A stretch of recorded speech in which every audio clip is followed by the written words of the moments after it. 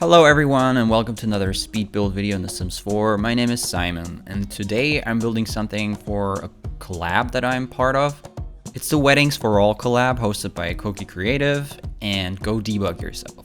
It's largely taking place on Instagram, so everybody that's involved in it will be sharing their creations on Instagram, and I recommend you to check that out because these are very talented creators and they come up with some amazing designs and venues for weddings, etc.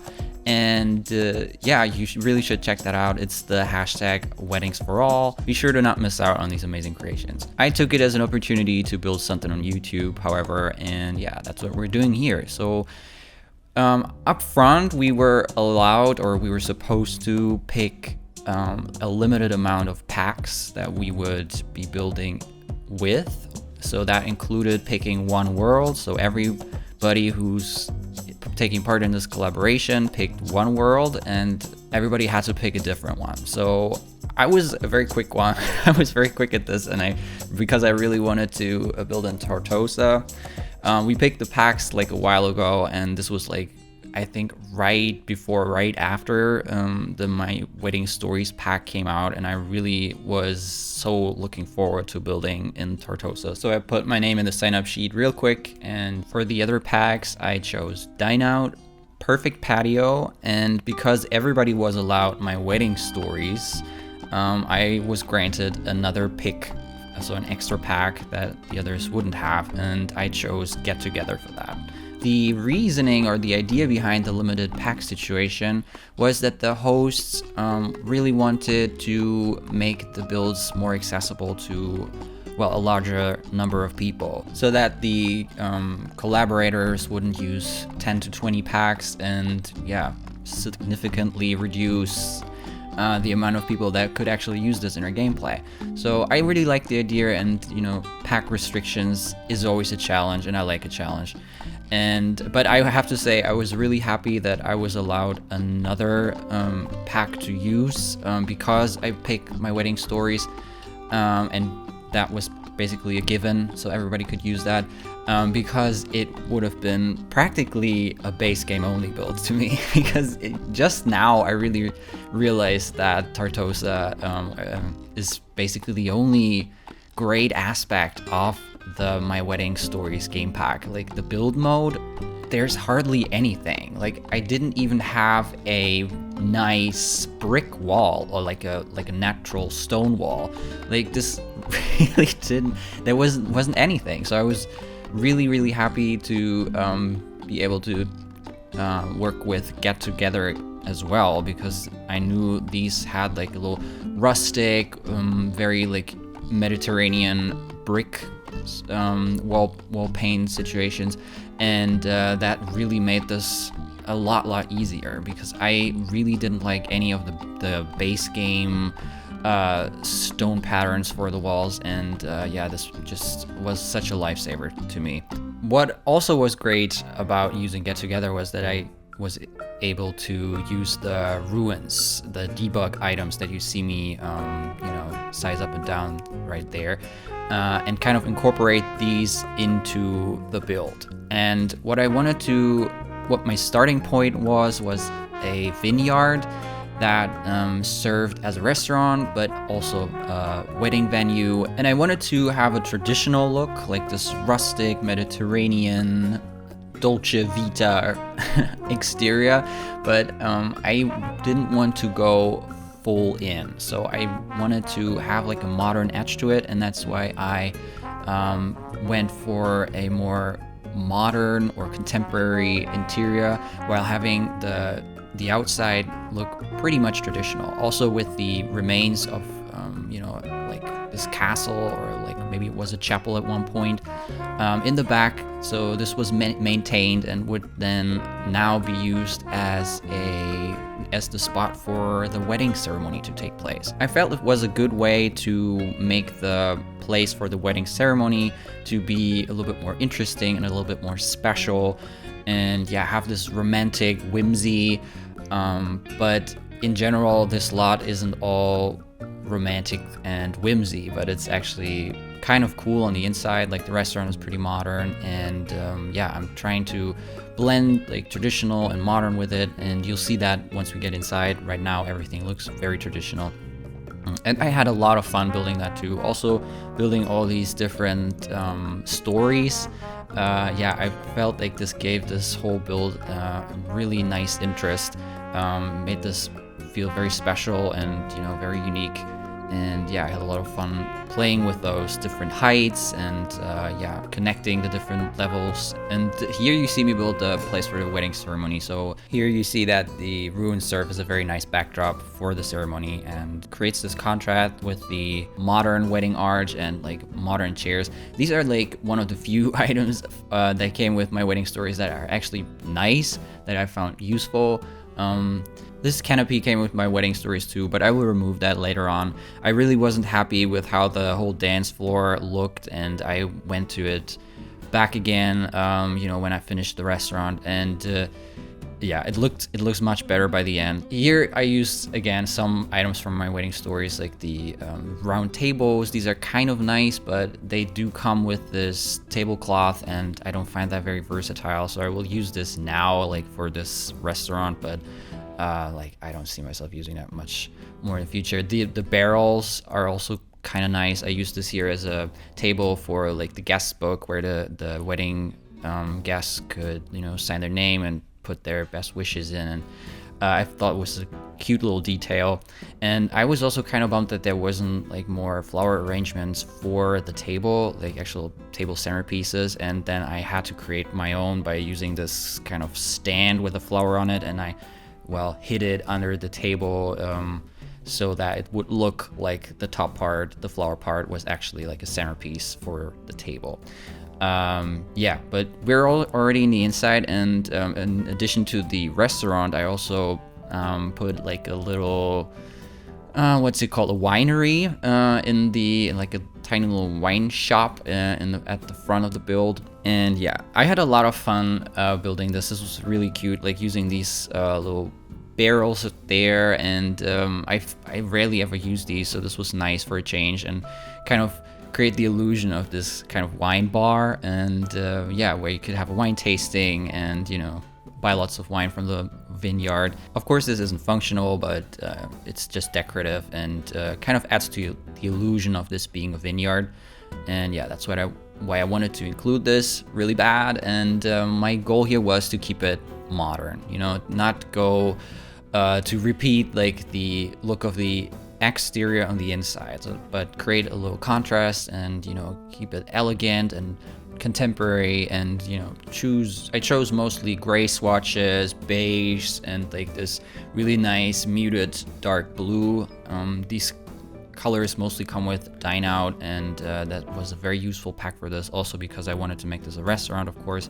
But the color swatches that come with Dine Out are very sophisticated and elegant, so this really proved to be a very good choice of a pack for the type of build that I wanted to create.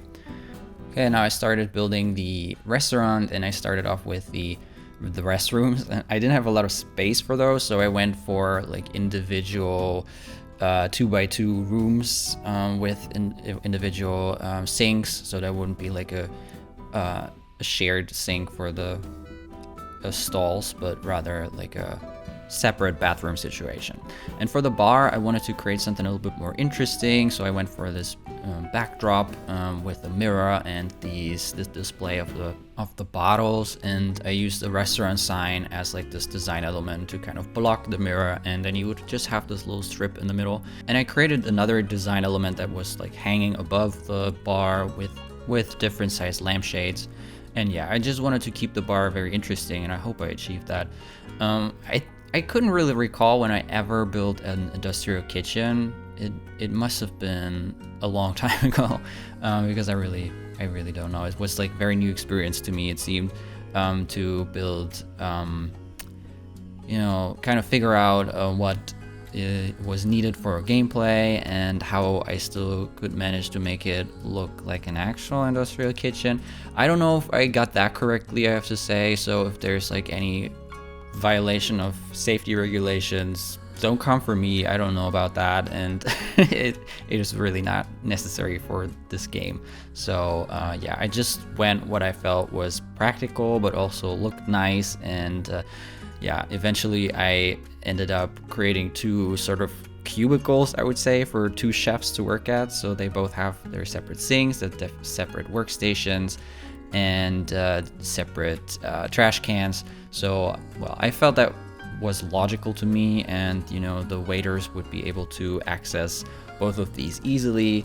For the one in the back, they would have to go inside the kitchen. The other one has actually like a pass through for waiters to collect the dishes and bring them to the table. I haven't played Dine Out in a while. I mean, I haven't done gameplay in a while in general, but like I remember Dine Out being like one of those packs that rarely ever worked or worked smoothly. So most of the times the guests really had to wait long for their dinner. Sometimes it wouldn't just even show up at all.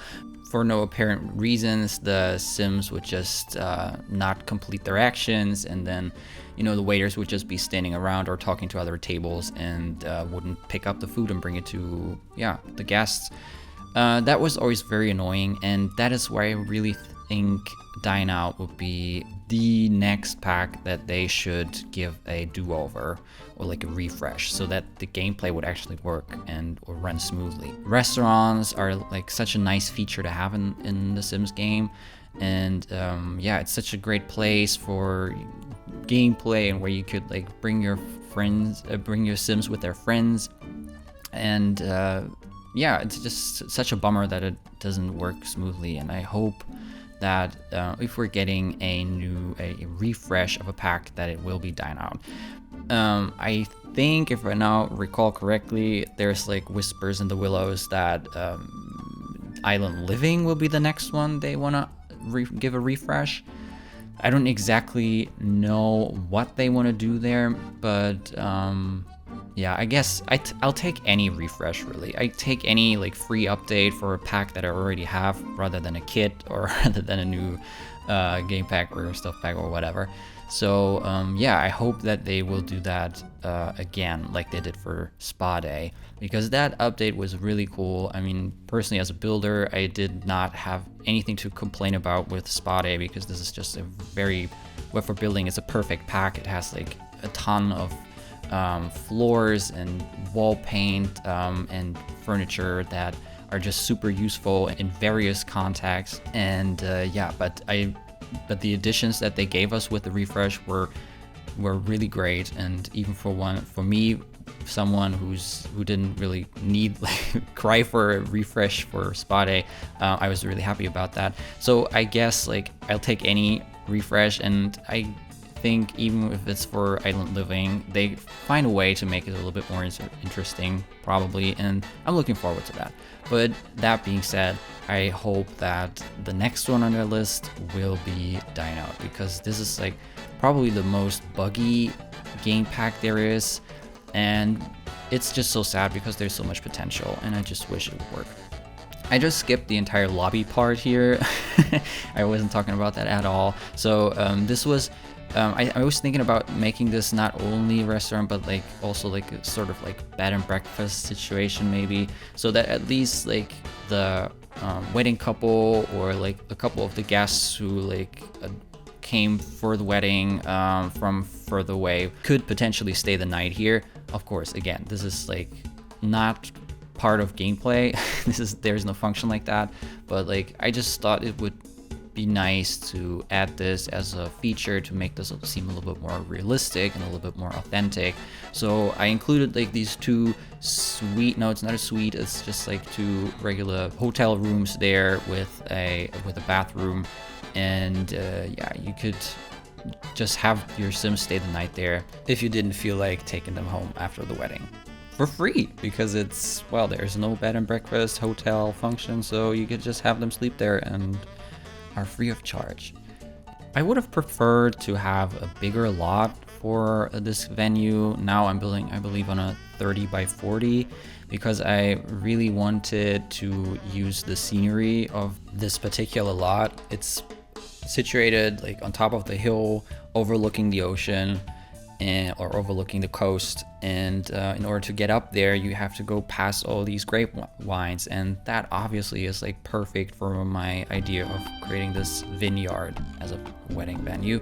And yeah, it's kind of weird to me that the lot is so small, because I mean, now you can't see it, but maybe later when I'm going back to a little bit of landscaping, you see that there's like this large section on each side of the lot that is just not usable. This is not part of the lot, and it's just such a weird choice there to not at least add like a couple of squares there to the grid of the lot that you could really build to right at the edge.